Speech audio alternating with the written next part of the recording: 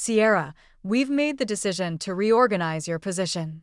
Trevor Blackstone pushed a new contract across the mahogany conference table and announced, your salary is being cut by 50% and you'll be moved to a clerical position. There was that old smugness in his voice that I had come to hate over the last 5 years. Let's be truthful.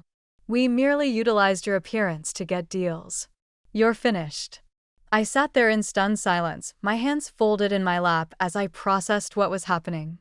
Just 24 hours earlier, I had closed the largest deal in Horizon Marine Group's history, a $1.3 billion contract for 4 custom mega yachts with the Al Rashid Investment Group. The champagne from our supposed celebration dinner still felt fresh on my lips. And now this? My name is Sierra Donovan. I'm 37 years old, and I've dedicated the last 5 years of my life to making Horizon Marine Group the premier luxury yacht manufacturer on the East Coast. I specialized in ultra-luxury yacht sales to high-net-worth international clients, building relationships that took years to cultivate. My office overlooked Boston Harbor, and every morning, I watched the sunrise paint the water golden while I prepared for another day of closing million-dollar deals. The Al Rashid contract wasn't just any deal. It was a testament to everything I had worked toward. For custom mega yachts, each one a floating palace designed specifically for the client's vision. The negotiation process had taken 18 months, countless trips to Dubai and London, and more late-night phone calls than I could count. But I had made it happen, securing not just the initial sale, but ongoing maintenance contracts and potential future builds that could reach another billion in revenue. I don't understand, I finally managed to say, my voice steady despite the fire building in my chest. This contract represents the biggest success in company history. My commission alone should be. Trevor cut me off with a dismissive wave of his hand. Commission? You think you deserve commission for batting your eyelashes and looking pretty in meetings? Please. The real work was done by our design team and engineers. You were just the pretty face we put in front of rich clients. The other executives around the table, men I had considered colleagues, even friends, avoided my gaze. Some stared at their phones, others shuffled papers, but none of them spoke up. The silence was deafening. And in that moment, I realized just how expendable they had always considered me. But as Trevor continued his condescending speech about my new role, filing paperwork and answering phones, I felt something shift inside me. A calm, calculating energy that reminded me exactly why I had insisted on certain clauses in my original employment contract 5 years ago. Trevor had forgotten something very important, and his arrogance was about to cost him everything. 5 years ago, when I first joined Horizon Marine Group, I wasn't the seasoned sales executive I am today. I had just left my position at Newport Shipyard after a messy departure involving a sexist supervisor who tried to take credit for my work. I was determined never to find myself in that position again. So, when Horizon offered me the opportunity to build their luxury yacht division from the ground up, I made sure my contract protected me in ways that most people never consider. My background in maritime law, combined with my MBA from Boston University, had taught me to read between the lines of every agreement. While Trevor and the other executives focused on the standard salary and benefits package, I was inserting clauses that would safeguard my work and my relationships with clients. Clause 51A was buried deep in the legal language, a provision that stated any restructuring or reduction in my role prior to full commission payout would immediately void my client obligations and nullify existing deals I personally closed. At the time, the legal team barely glanced at it. They were more concerned with non-compete agreements and intellectual property protections. But I knew that in the yacht industry, relationships were everything, and I wanted insurance that my work couldn't be stolen from under me. Those first 2 years at Horizon were challenging. I was building a client base from scratch, attending boat shows from Miami to Monaco, networking at exclusive events where a single conversation could lead to a $50 million sale. I learned to speak the language of the ultra-wealthy, understanding their desires for privacy, luxury, and exclusivity. My clients weren't just buying yachts. They were investing in floating status symbols that reflected their success and sophistication. Trevor had been different then, or perhaps I had been too naive to see his true nature. He seemed supportive of my efforts, even impressed by my early successes. The first major deal I closed was a $40 million yacht for a tech entrepreneur from Seattle. Trevor took me out for dinner to celebrate, telling me I had a bright future at the company. I should have recognized the patronizing undertone, but I was too focused on proving myself. Over the years, my client relationships deepened. The Al-Rashid family became more than just customers. They trusted my expertise and valued my judgment. When they mentioned wanting to expand their fleet, I spent months crafting a proposal that would exceed their expectations. The 4 mega yachts weren't just purchases, they were investments in a long-term partnership that could span decades. But as my success grew, so did the resentment from my male colleagues. They began questioning my methods, suggesting that my results were somehow less legitimate because of my gender. The whispers started small: comments about my wardrobe choices, speculation about my client relationships, implications that my success was based on anything other than my skill and hard work. I had tried to ignore the toxic culture brewing at Horizon, focusing instead on my clients and my sales numbers. But sitting in that conference room, listening to Trevor's cruel dismissal of my achievements, I realized that my patience had finally reached its limit. The moment Trevor finished his humiliating speech about my new role, I calmly reached for my phone. His smirk faltered slightly as I began typing, but he continued talking about transition timelines and reduced responsibilities, clearly relishing what he thought was his moment of triumph. "Are you even listening to me?" he snapped, his voice sharp with irritation. "Oh, I'm listening," I replied, not looking up from my phone. "I'm just taking care of some urgent business." What Trevor didn't realize was that I was composing an email to Hassan al-Rashid's legal team, formally invoking Clause 51A of my employment contract. The clause was crystal clear: any attempt to restructure my position or reduce my compensation prior to full commission payout would immediately void my authority to represent Horizon Marine Group in all existing client relationships. More importantly, it gave my clients the legal right to withdraw from any contracts I had negotiated on Horizon's behalf. I hit send just as Trevor was explaining how my new clerical duties would begin the following Monday. "I'm afraid that won't be possible," I said, finally looking up from my phone with a smile that made his expression falter. "Excuse me?" "I said that won't be possible, Trevor. You see, 5 years ago, when I signed my contract with Horizon, I included several protective clauses. Clause 51A specifically addresses situations exactly like this one." I stood up, gathering my belongings with the same calm professionalism I had maintained throughout his degrading speech. "What are you talking about?" "I'm talking about the fact that you just violated the terms of my employment contract by attempting to restructure my role and reduce my compensation before paying out the commissions I'm owed.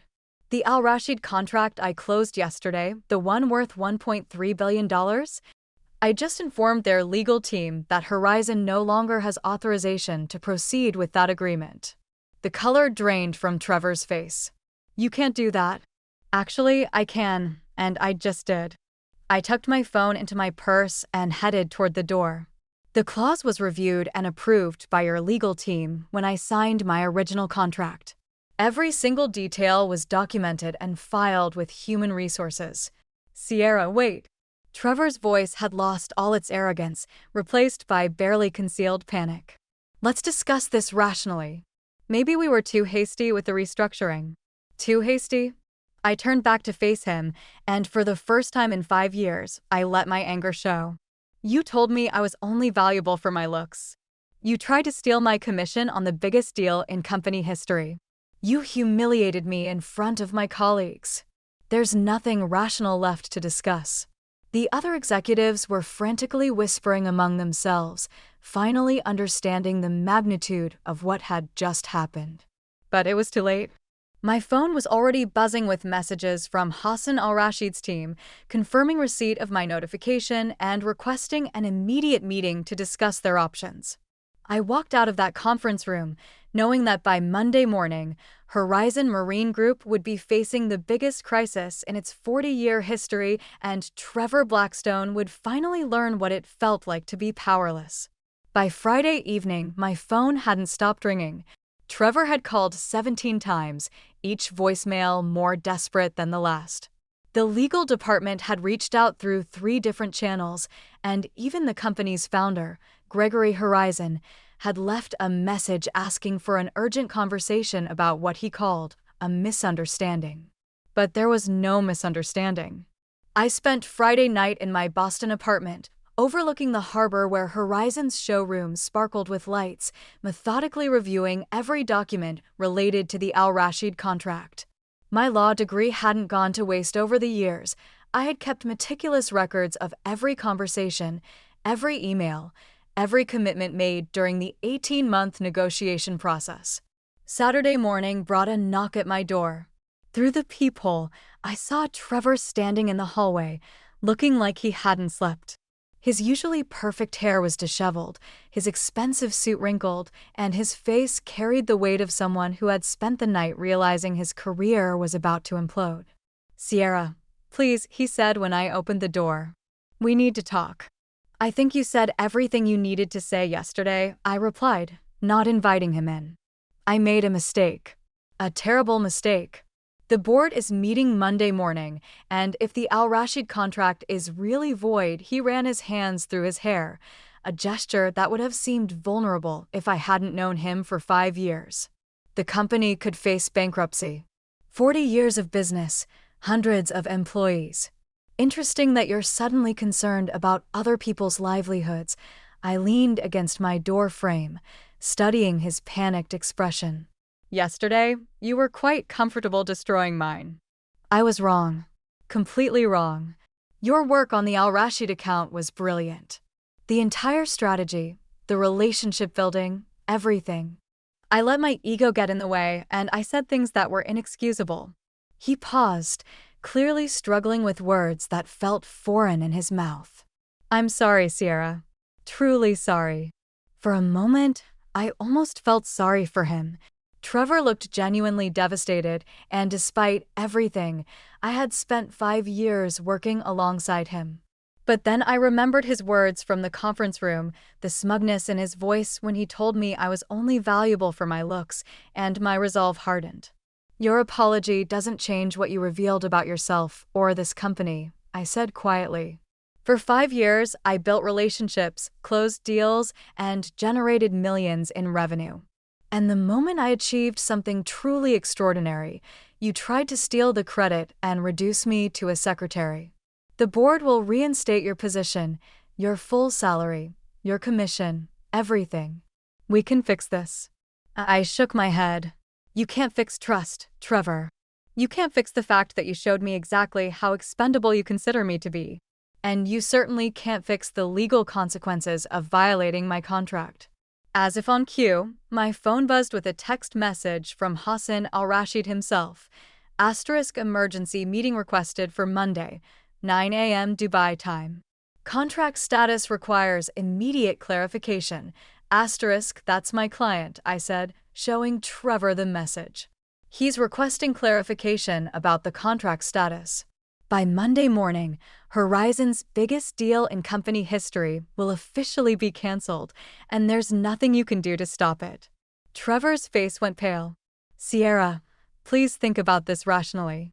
You're not just hurting me. You're destroying the livelihoods of innocent people." "I am thinking rationally," I replied. "I'm thinking about a woman who spent 18 months of her life building something extraordinary, only to be told she was worthless the moment she succeeded. I'm thinking about every other woman who might walk into that conference room after me and face the same humiliation." I stepped back and began closing the door. "Goodbye, Trevor. I'll be watching the news Monday morning to see how the board explains losing $1.3 billion to their shareholders." The door clicked shut, leaving Trevor standing alone in the hallway with the weight of his company's future pressing down on his shoulders. Sunday arrived with an unexpected call from Hassan Al-Rashid himself. It was 6 a.m. Boston time, which meant it was already afternoon in Dubai. I had been expecting this conversation, but hearing Hassan's familiar voice still sent a jolt of nervous energy through me. "Sierra, my friend," he said, his English carrying that slight accent that had become so familiar over our 18 months of negotiations. "I received some very concerning communications from your legal department yesterday."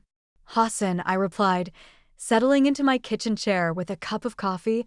"I imagine you have questions about the contract status." "Indeed I do. Your message mentioned that Horizon Marine Group no longer has authorization to proceed with our agreement. This is unexpected, given our celebration just 3 days ago." I took a deep breath, knowing that this conversation would determine not just my future, but Hassan's opinion of my professional integrity. "Hassan, I need to share something with you about what happened after our deal was finalized." I explained the entire situation: Trevor's demotion, the salary cut, his degrading comments, and the legal clause that gave me the right to void client contracts under these circumstances. Hassan listened without interruption, and I could almost feel his growing anger through the phone. "This Trevor Blackstone," Hassan said when I finished, his voice tight with controlled fury, "he said you were only valuable for your appearance?" Those were his exact words. A long pause followed. Hassan al-Rashid was a traditional businessman who valued respect and honor above all else. In our 18 months of working together, he had always treated me as an equal, valuing my expertise and judgment. To learn that my own company had disrespected me in such a fundamental way would be deeply offensive to him. "Sierra," he said finally, "in our culture, we have a saying: the tree that bears the most fruit is the one they throw stones at. You have been throwing fruit to ungrateful people. Hassan, I want you to know that this situation doesn't reflect on the quality of the yachts or the design team at Horizon. The product itself is still exceptional." "No," he interrupted firmly. "You misunderstand. I am not concerned about the yachts. Yachts can be built by many companies, but finding someone with your integrity, your vision, your understanding of what we require, this is rare."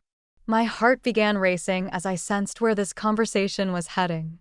"I have a proposition for you," Hassan continued.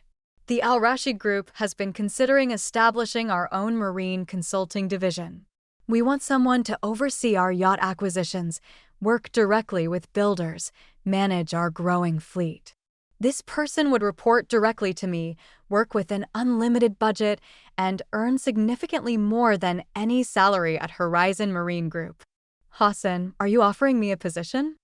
"I am offering you a partnership, Sierra. You would be our director of marine assets, based in Dubai, with travel as needed. Your first project would be overseeing the construction of our 4 yachts, not with Horizon, but with whichever builder you recommend. Complete authority, complete trust." The irony was stunning. In trying to diminish my value, Trevor had inadvertently driven my most important client directly to me. Hassan wasn't just rescuing me from a toxic situation, he was offering me the career opportunity of a lifetime. "The salary would be 3 times what you earned at Horizon," he added. "Plus equity in our marine division, plus bonuses tied to fleet value appreciation. Are you interested in discussing details?" I looked out my window at Boston Harbor, where Horizon's facility glowed in the morning sun, and smiled. "Hassan, I'm very interested." "Excellent. Can you be in Dubai by Wednesday? We have much to plan." As I hung up the phone, I realized that Trevor's attempt to destroy my career had instead launched me into something far beyond what I had ever imagined possible. Monday morning arrived with all the drama I had anticipated. I woke up to 17 missed calls and 43 unread emails, most from Horizon Marine Group, in various states of panic. But the most interesting message was from Gregory Horizon himself, the company founder who rarely involved himself in day-to-day operations anymore. "Sierra," his voicemail began, "I've been briefed on the situation with Trevor and the Al-Rashid contract. I want you to know that his actions do not represent the values this company was built on. Please call me immediately. We need to discuss how to move forward." Instead of calling back, I got dressed in my best business suit and drove to Horizon's headquarters for what I knew would be the last time as an employee. The building that had been my second home for 5 years suddenly felt foreign, as if I were viewing it through the eyes of a stranger. The lobby was unusually quiet, with security guards stationed at the elevators. Clearly, management was expecting some kind of confrontation. I rode up to the executive floor, where the entire leadership team was gathered in the main conference room. Through the glass walls, I could see heated discussions taking place around multiple tables. Sierra, Gregory Horizon stood up the moment I entered the reception area.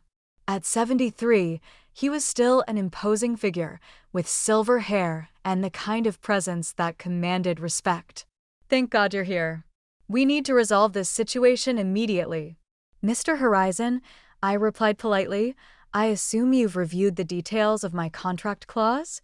"I have, and I've also reviewed the circumstances that led to its activation." His expression darkened as he glanced toward the conference room, where Trevor was gesticulating frantically at a group of board members. "What Trevor did was inexcusable, Sierra.